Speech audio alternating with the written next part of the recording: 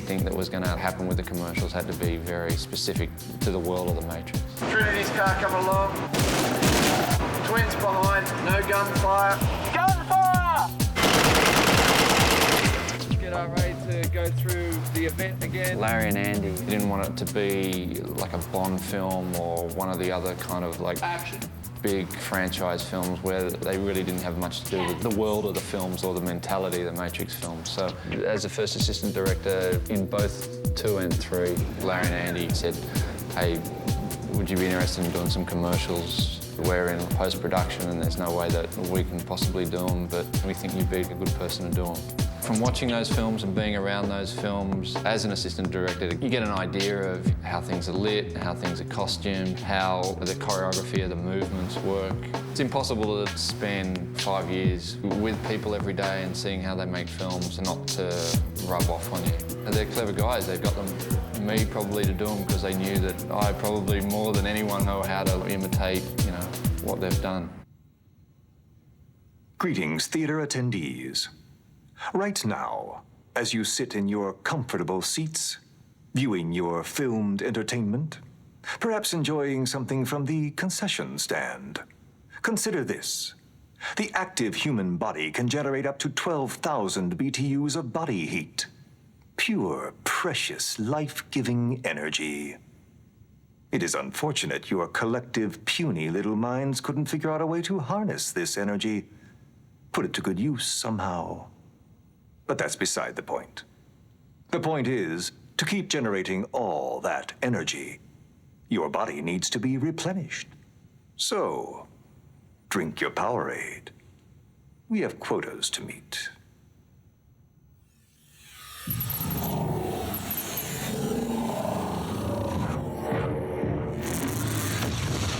And the Powerade scripts were great. You know, they were like simple, very much within the Matrix world, you know, really great writing. So they got presented to Larry and Andy. They were really happy with them. You're a battery, and batteries need to recharge. It was set like in the interrogation room from the first film, sort of a take on that. And it was basically one of the agents sitting there as if he was talking directly to the audience, telling them in a very subversive way that they should drink more Powerade. Drink more. Drink more. Drink more. The ads were good because they tied into the Matrix world and they were a bit dark and they were a bit sarcastic and, you know, but they were also funny, you know. You never usually get that many commercials which treat the audience with a bit of disdain. Drink more.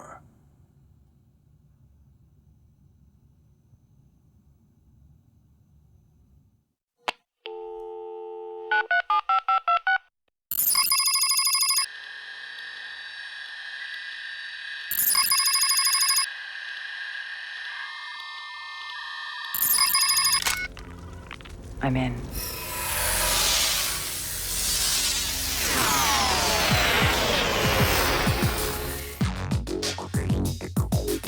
In the Matrix, Neo and Morpheus, they took on a phone that is essentially a phone that exists in the Matrix that was designed by the brothers and by Owen Patterson. Operator, Get us out of here, Lick. We set about in 2000 to design a telephone that would fit in with Reloaded and Revolution. I did a couple of sketches and then Simon Merton turned those into a beautiful drawing, which was a telephone that the top would flick out.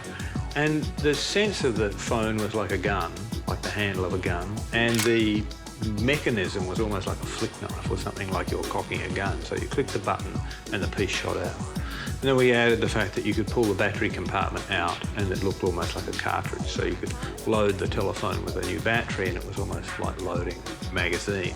After Matrix, a lot of people expressed interest in getting hold of that telephone that we had in the first film. And they didn't exist. So we thought this time, you know, a lot of people would be interested in having this telephone, particularly if it felt like it was something from the Matrix.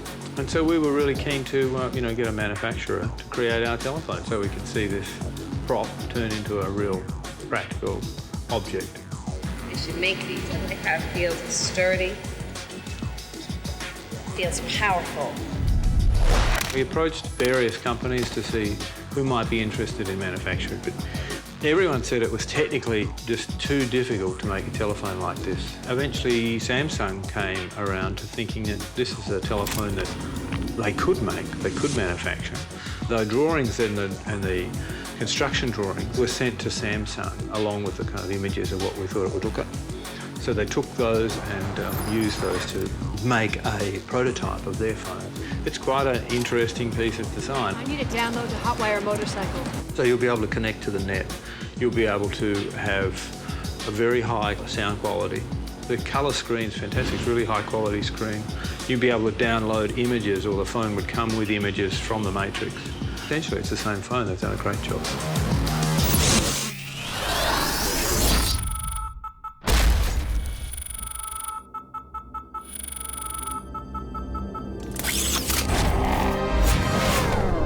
A new reality has been revealed. The Samsung Matrix phone. Answer the call. Samsung, given that it has a significant role within the film, this Matrix phone would be an ideal opportunity to tie various products to that they made or that you see within the film. There were two spots. One was a phone, and then there was another commercial for their televisions.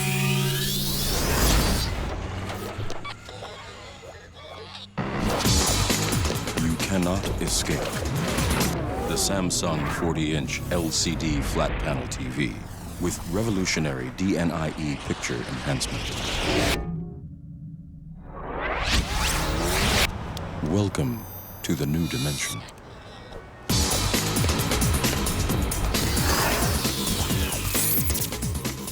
We took Daniel Bernhardt, who played Agent Johnson, and put them in a chase scenario through like a cityscape somewhere. There was a lot of running in it. There was a lot of harness work and wire work.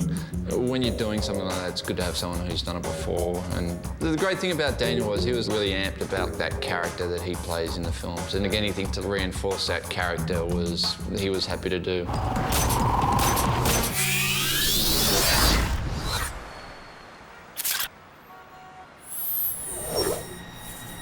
A new reality awaits you.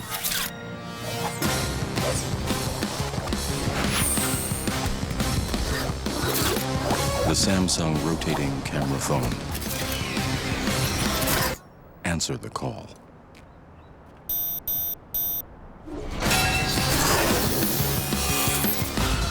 For the phone one, we said, you know, there's all these digital backgrounds that exist for the park fight, for the Burley Brawl, which appear in the film. Wouldn't it be great if we could get the phone, we could put it in the park environment, and because all those digital backgrounds exist, there's like a bunch of really cool camera maneuvers that are impossible to do, except for like in a digital world. The phone could do these sweeping moves down to the ground, or it could spin around at superhuman speed, like in the Burley Brawl. With the Heineken commercial, it came to be that Larry and Andy wrote a commercial, and we decided to get Danielle Bergio back, who was Carrie Ann, or the Trinity stunt double in the film. There is some wire choreography in it as well, so we also decided to get Dion Lamb, who was like one of the great wire choreographers from the film, and get him to work with Danielle like you normally would on a Matrix film. Larry and Andy have their hand in everything. Not much that sort of gets past them. They, you know, looked at storyboards. I would tell them who I was going to cast, and they essentially approved everything. If you're going to do a movie tie-in, you may as well get people involved in the project who know a bit about that world and are going to try and keep that Matrix world or that Matrix universe, like, intact.